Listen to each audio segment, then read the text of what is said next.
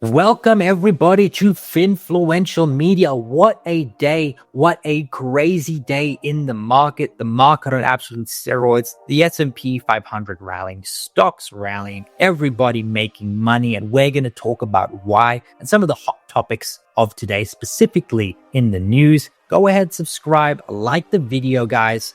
Follow me on all of my social channels on Twitter. Let's dive in. Now, quickly, let's recap the markets. Very solid day across the board. Retail up 3%. Consumer discretionary, the best performing sector today, up 3%. But we saw tech perform as well, seeing 2% in hardware and software. Financials perform. Every single sector was green today. There wasn't a single red sector at all. Very solid day in the markets. And we saw large caps outperform, high beta outperform. Value did very, very well today. Even staples, look at Coca-Cola, up 0.36%. And we saw a rotation out of bonds into risk assets. Today was a risk on day. And it all stemmed from tariff certainty. Trump said he's going to scale back some tariffs. He's going to narrow it down. In my personal opinion, I think what he's trying to do is, instead of placing all reciprocal tariffs on April 2nd, what he calls Liberation Day, I think he's going to stair-step the tariff increases ever so slightly, just to give him more time to negotiate with certain countries. I think there's a lot of negotiations going on behind the hood, and we'll see how that pans out this week. But next week is when reciprocal tariffs go on. So this week is make or break for most of these countries before reciprocal tariffs get put in place. Now, uncertainty around tariffs has actually clouded the outlook for stocks. It's why we're actually seeing the moves we are right now. Oppenheimer Research, they have the highest year-end forecast of 7,100, but we're seeing forecasts as low as 5,500. That would actually be a 1 to 2% decline from where we closed today. And so we have such a wide range of expectations, and that has to do with the Trump uncertainty. Now, my expectation is for a 6,600 end of year target, 6,669 to be exact. Will we get there? We'll see. However, uncertainty simply creates opportunity. And the uncertainty from the Trump administration is making its way into the market and globally as well. Now, Malaysia plans tighter controls over the flow of NVIDIA's chips. The US is pressuring them to do so because there's a ton of export controls in Singapore and Taiwan to get chips into China. Chinese companies are circumnavigating that by going through Malaysia. And now the US is putting pressure on Malaysia. And I think all of these countries are going to feel the pressure as well. The Philippines, all of these Southeast Asia, the semiconductor region of the market. I think the US is going to apply pressure to all of them to stop the flow of US chips into China. Now, the US, Malaysia, and all these countries need to play ball with the US, specifically as to where they're located, as well as China. We know China has been very aggressive with Taiwan specifically. And, Malaysia is in the view of Taiwan. Malaysia is very close to Taiwan geographically, and so are all of these other countries. And they just don't want to get involved. And that is why they need to be in the good books of the US. And this is a small price to pay, relatively speaking. In other news, DNA testing firm 23andMe files for bankruptcy as demand dries up. They couldn't go private.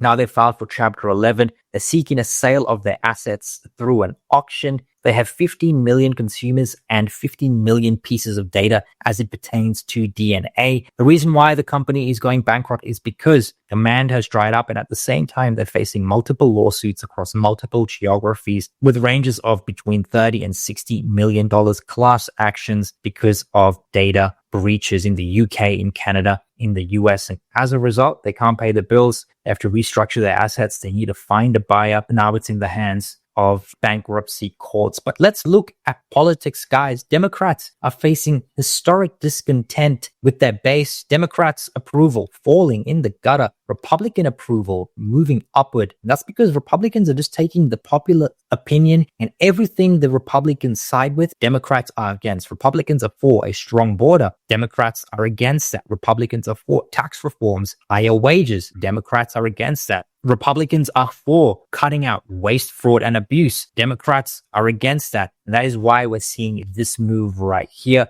Now, this is very, very crazy, especially as 2025 progresses. We'll see if this improves, but this is looking very good for Republicans, especially in the midterms next year. Part of the reason why Trump is having such a rushed agenda is because after the midterms, right, if the Republicans don't gain seats in the Senate or the House, or they lose seats, he's going to be obstructed in every which way he can. He's trying to get as much done now when he controls both the Senate and the House, but looking very good for Republicans right now with regards to the midterms. But anything can change over the next 18 to 24 months. In other news, Disney was awarded a defense contract after producing more bombs than Lockheed Martin. That's because the Snow White show officially flopped for Disney. It had a production cost of $250 million. It only raked in $87 million in its box office weekend, right? $1 million in China, $43 million of that was in the US. Very, very weak numbers. And just for record, guys, this was just the production cost. There was marketing spend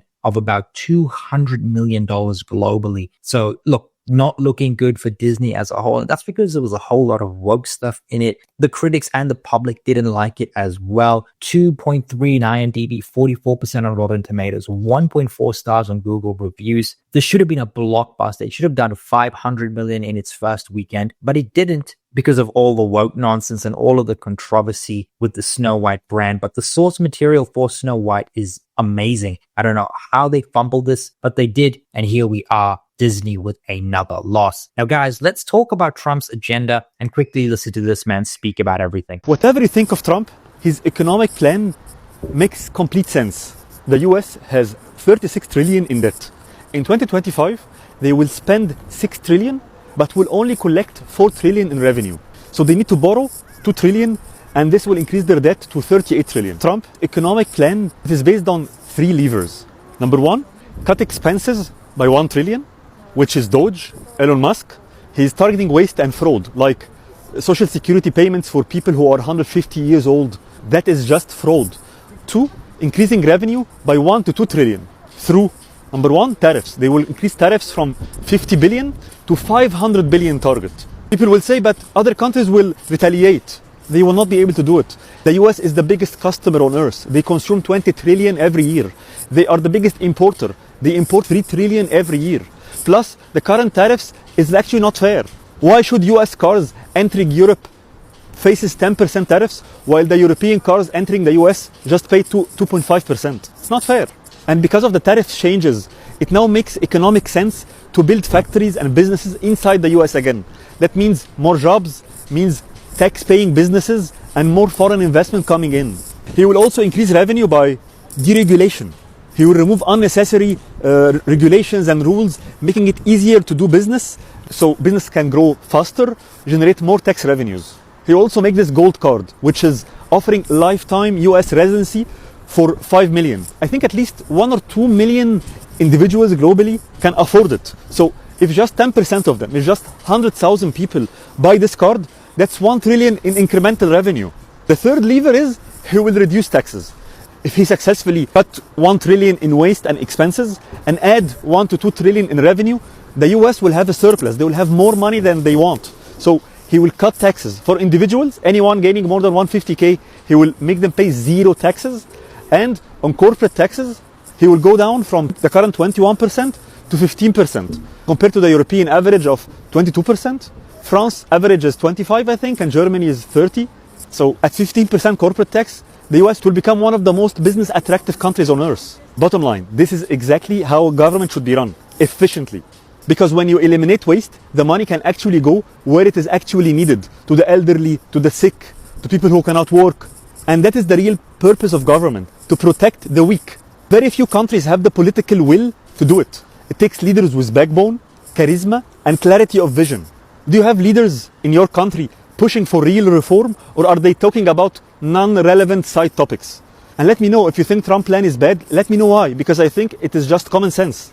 Now, I have a couple of corrections that I just want to add before we continue. Number one, he said that the role of government is to protect the weak. I don't know about other countries, but I think in the US, the The government is actually there to protect your constitutional rights. That's the role of government. It's just lately in the last 10, 20 years, government has had a big hand in society. They've overreached a lot. I think Trump and Musk are trying to cut that out. And obviously the bureaucracy is going to react accordingly. Now, his plan is very idealistic, right? There's a couple of things that I do have a problem with. Tariffs can be passed on to the consumer, and that can increase prices. And I think, gold cards or residency cards is not a long-term income solution, but it definitely is something. And, if 100,000 people do sign up for a gold card, that is, significant amount of money in the pocket of the US that they can add to their asset side of the balance sheet. Also, I don't think Doge is even close to cutting $1 trillion